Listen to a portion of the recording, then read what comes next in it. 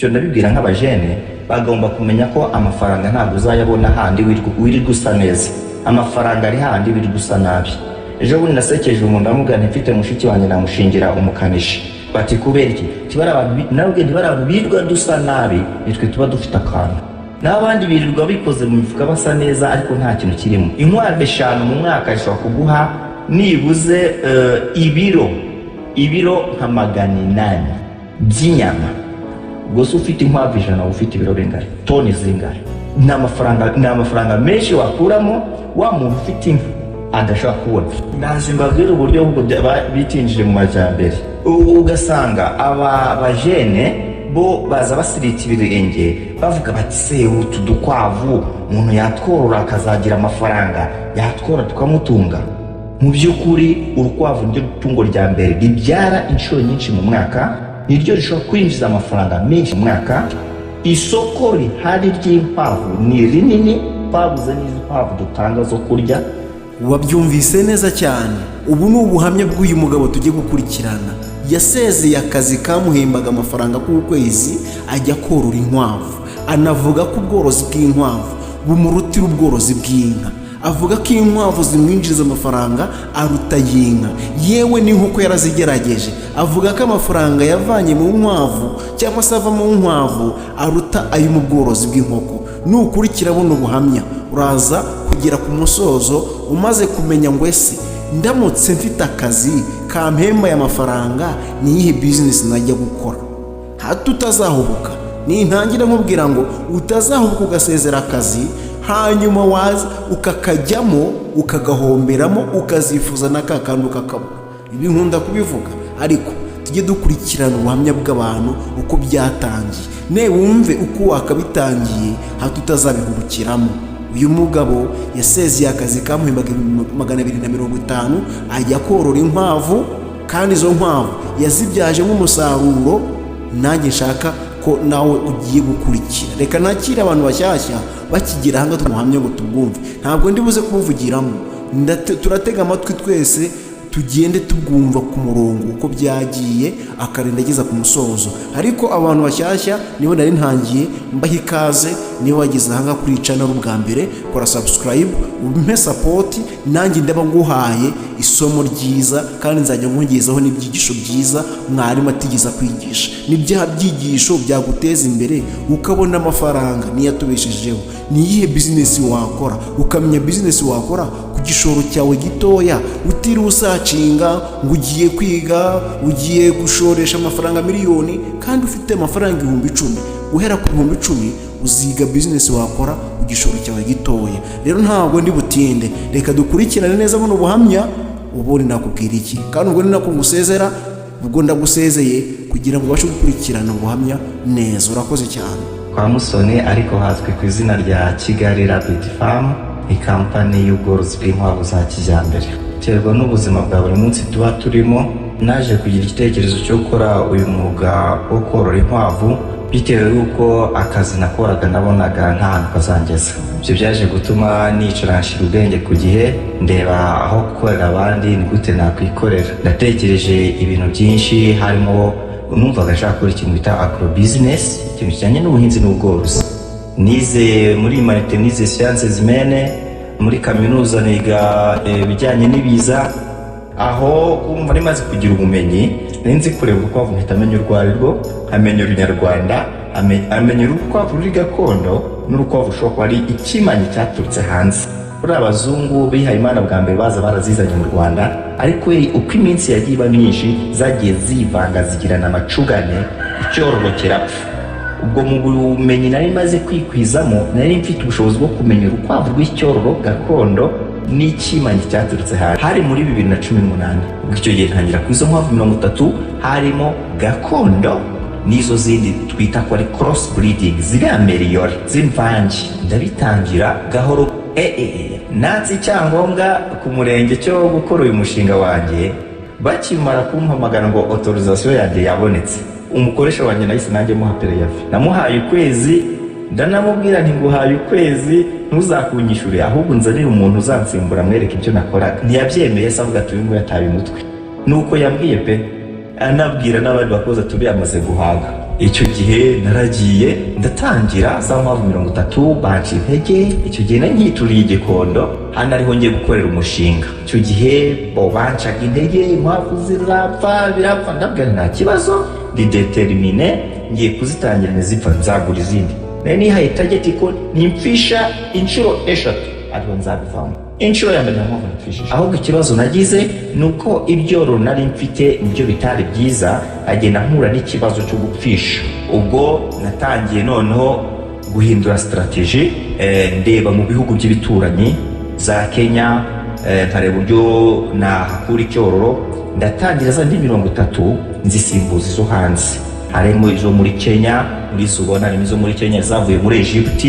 Donc handi nyinshi zavuye muri Egypt, muri Kenya, n'izindi zagiye ziva mu bihugu by'i Burayi. Igihe ufite nk'umuvandimwe uriyo ngiyo kamubwira hari mu Egypt w'inshuti yanjye yari afite projet bafite mu Rwanda, uko yazaga mu Rwanda namutumaga akanzanira agakwavu nk'agapeti, kumwe batuzana nk'abazungu tumwe tumeze nk'udupusi, akakazana nk'agapeti. Bunye nishyuraga ibipapuro byose bikenewe kugira abe kinjira mu ndege, ubundi bakama service akakanzira. Duke yago naje kutugera mu twava mu tugera muri 15 duturutse hanze. Urukwavu rwa make ni 15 rw'icyororo, kuko hano dutanga twebwe icyororo. Hakaza izindi nkwavu ziri pure breed, inkwavu ndo kwabyita ziri original zimbye zitanga icyororo. Izo ngizo nizo tugurisha mu 35. Ndavuga inkwavu ni itungo utagereranya n'andi matungo. Reka nguhe urugero rw'inkwavu 5. Yego, inkwavu 5 mu mwaka ishobora kuguha nibuze ibiro nka 800 by'inyama. Ubwo se ufite inkwavu 100 ufite ibiro bingahe? Toni zingahe? Ni amafaranga menshi wakuramo wa muntu ufite inka adashaka kubona. Hano hamaze kugera ibibuto bishobora kujyamo inkwavu 2,000. Naratangiye kuri za nkwavu zirazamuka mona zimaze kugera muri 200. Ari nacyo nakangurira abantu, imishinga ntigomba kuyibaho hafi yabyo. Zarabyaraga abashumba banjye nagera nka nyuma y'ibyumweru 2 ubwarapfuye. Se bwapfuye bwishwe n'iki situbizi, ndimuka nza kubana nazo. Kuva nahagera za mfu narazibuze. Bivuga ngo umushinga w'inkwavu ugomba kuwukora ubifitiye umwanya rwose, nta zindi ziyongeyemo keretse nko guhindura amaraso. ariko izi ngizi mubona hano ni inkwavu zaturutse kuri za zindi nkeya natangije, kuko urukwavu rumwe rubyara hagati y'abana 6 na 12. ubwoko bw'inkwavu ubona dufite hano ni inkwavu zibyara inshuro 6 mu mwaka. ndakeka ko nta rindi tungo cyane rwose. niba urukwavu rwimye mu kwa mbere, tariki ya 30 urukwavu rurabyara. iyo niyo twita arbre technique, tabaremo wenda izo twariye, izo twagurishije, ariko urukwavu rugomba kuba nibuze n'abana iyo famiye yose zizaba zigera mu nkwavu zigera muri 220. iyo ni urukwavu rumwe kandi ku mibare mike ishoboka. tugiye mu mafaranga, nukuvuga ngo urukwavu rumwe tuvuga ko twarubaza akavamo 1.5 kilo. Nibavuyemo 1.5 kilo kandi kilo turi kukigurisha 3,500. 1.5 kilo turakuba ibiro 100. twabonye ko haravamo inkwavu 230. Izo nkwavu 230 nidukuba 1.5 kilo hahita havamo ibiro 345.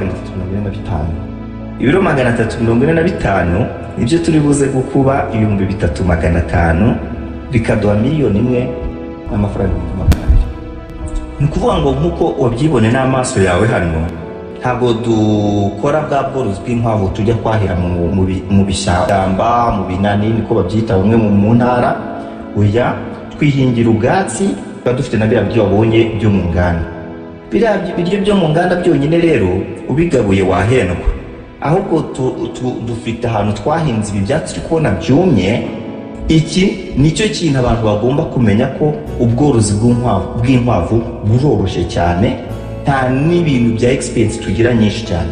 Biriya karaga twabonye ku nkwavu 100 yazigaburira ibyumweru 2 ku mafaranga 5,000. urumva ko bitandukanye n'inkoko, bitandukanye n'ingurube. Ntabwo twavuganye uri kubona runanutse, urabona ko zose zimeze neza, zirabirya. Muri biriya byatsi tuzigabura bya kimari, ntabwo tuzi ngo ni izihe ntungamubiri turi gutanga. Bivuga ngo iyo ufite ubwatsi warabuhinze, bituma umusaruro wawe w'inkwavu igihe wagiye ku isoko 70% gusa ni inyungu. Ni inyungu 30 niyo depanse. Harimo inyungu, ni ukuvuga ngo muri ya miliyoni magana twe tubonye nibuze 800, amafaranga 800 ni inyungu. 550 ayo niyo duharira ibiryo, ibyatsi, umushumba. Dore hano ko habonye tutakubwiye ko tworoye inkwavu ntiwabimenya. Inkwavu ntizisinuka, inkwavu ntizisakuza, inkwavu ntibisaba kuba urajye kwahira. Urwego tugeze no mu Rwanda mu bworozi bw'inkwavu, naho buri wese aho aherereye mu rugo iwe yazorora kandi atiriwe ava mu rugo. Ifi n'urukwavu nizo nyama z'umweru ubu ngubu zisumba izindi. Yego n'inyama n'inkoko nayo ni inyama y'umweru, ariko urukwavu n'ifi nizo ziri muri classe ya mbere mu nyama z'umweru. Ubundi buri muturarwanda wese yarakwiye nibuze mu cyumweru kuryama agakwavu kabiri. Naje mbabwira uburyo bitinjije mu majyambere. Ugasanga aba bajene bo baza basirita ibirenge bavuga bati se utu dukwavu umuntu yatworora akazagira amafaranga, yatworora tukamutunga. Mu by'ukuri urukwavu niryo tungo rya mbere ribyara inshuro nyinshi mu mwaka, niryo rishobora kwinjiza amafaranga menshi mu mwaka. Isoko rihari ry'inkwavu ni rinini, babuze n'izo nkwavu dutanga zo kurya. Ubundi urukwavu ruhaka iminsi 28 cyangwa 30, hari igihe rurenza 28. Icyo gihe dutegereza kurugusa iminsi 30. Iyo tubonye iminsi 30 byanze, turusubiza ku mfizi. Ubu twebwe kuzikontoreza inkwavu ntabwo wakontorora wandika. Dufite software, iyi ngiyi ubona ni software dukoresha kugira dukontorore inkwavu zacu twirinda amacugane. Ubwo bivuze ngo urukwavu rwose iyo rwabyaye dushiramo muri system, twamara gushira muri system tukamenya ngo rubyaye abana runaka, abo bana runaka bazacukira ikigihe n'iki nazo bazajya ku isoko cyangwa. Urabona hano haro bita muri breeding plan, record beef, breeders, litters, task na contability birimo n'amaraporo. Hano naho dusanga inkwavu zose zimye, buriya zino zose zimye ziri hano. Iyo rwabyaye ntabwo tujya kubikora, birikorana automatique, duhita tuzisanga. Abana bose bavutse tubasanga hano. Urukwavu rwose rukavuka rufite irangamuntu yango. Ubu dusigaranye n'inkwavu zigera muri 730. Inkwavu ni imari, ntabwo rikiri itungo ry'abana, ahubwo ni umwuga ushobora kugukiza ukaguhindura ubuzima. Ntiwabonye ahantu nkwe, ntabwo nkwe ahantu habi. Inkwavu zanguriye imodoka, inkwavu zimfungurije uruganda rukora ibiryo by'amatungo. Ubwo urashaka kumbwira ko uwo mwuga wawusuzugura? Ubu ukaza ukambwira uti musone na lisansi zawe ebyiri ufite ngwino ngo akazi, nta mafaranga wampa kuba urajye kwahira.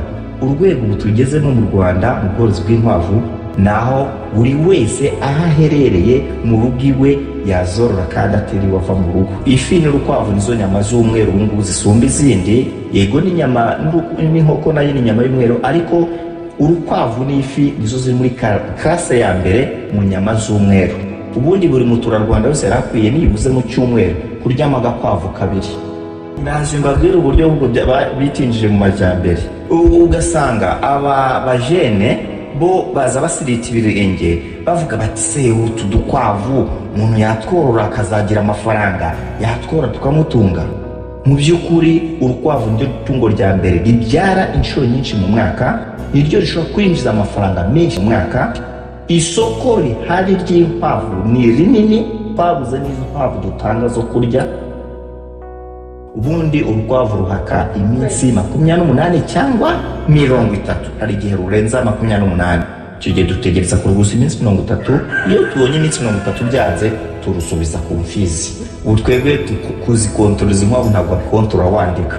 Dufite software, iyi ngiyi ubona ni software dukoresha kugira dukontorore inkwavu zacu twirinda amacugane.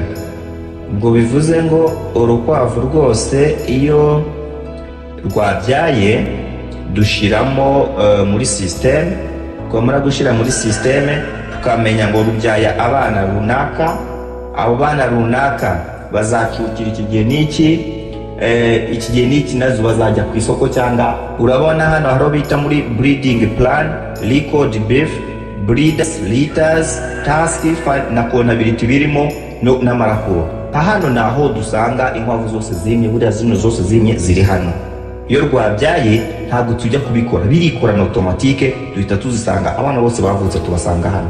Urukwavu rwose rukavuka rufite irangamuntu yanga. Ubu dusigaranyemo inkwavu zigera muri 730.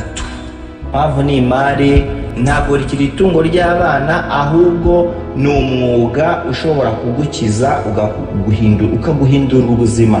Niwabonye ahantu nkwe, ntabwo nkwe ahantu habi. Inkwavu zanguriye imodoka, inkwavu zifungurije uruganda rukora ibiryo by'amatungo. Ubwo urashaka kumbwira ko uwo mwuga wawusuzugura? Ubu ukaza ukanguti musone na lisansi zawe ebyiri ufite, ngwino ngo akazi. Nta mafaranga wampa cyane rwose, kubera yuko ndakangura icyo ndabibwira nk'abajene, bagomba kumenya ko amafaranga ntabwo uzayabona handi wiri gusa neza. Amafaranga ari handi wiri gusa nabi. Ejo bundi nasekeje umuntu ndamugana mfite mushiki wanjye namushingira umukanishi. Bati kubera iki? Tibara abantu nabwe ndibara abantu birirwa dusa nabi, nitwe tuba dufite akantu. N'abandi birirwa bikoze mu mifuka basa neza ariko nta kintu kirimo. Uzanye umu expert akaza akora expertise hano mpagaze hafi muri miliyoni nka 80. N'uruganda rurimo? Oya, uruganda rwo rufite agaciro ka miliyoni 30. Ngayo nguko nuko birangiye, yatangije inkwavu 30. Ubu tuvugana ahageze murahumva, gushora amafaranga makeya. Kandi ikindi somo tuvanyemo nuko utagomba kwigaya. Uko usa kose, uko ungana kose, amafaranga ufite yose wayakoresha kandi akavamo umusaruro. Rero nuko birangiye, murakoze cyane.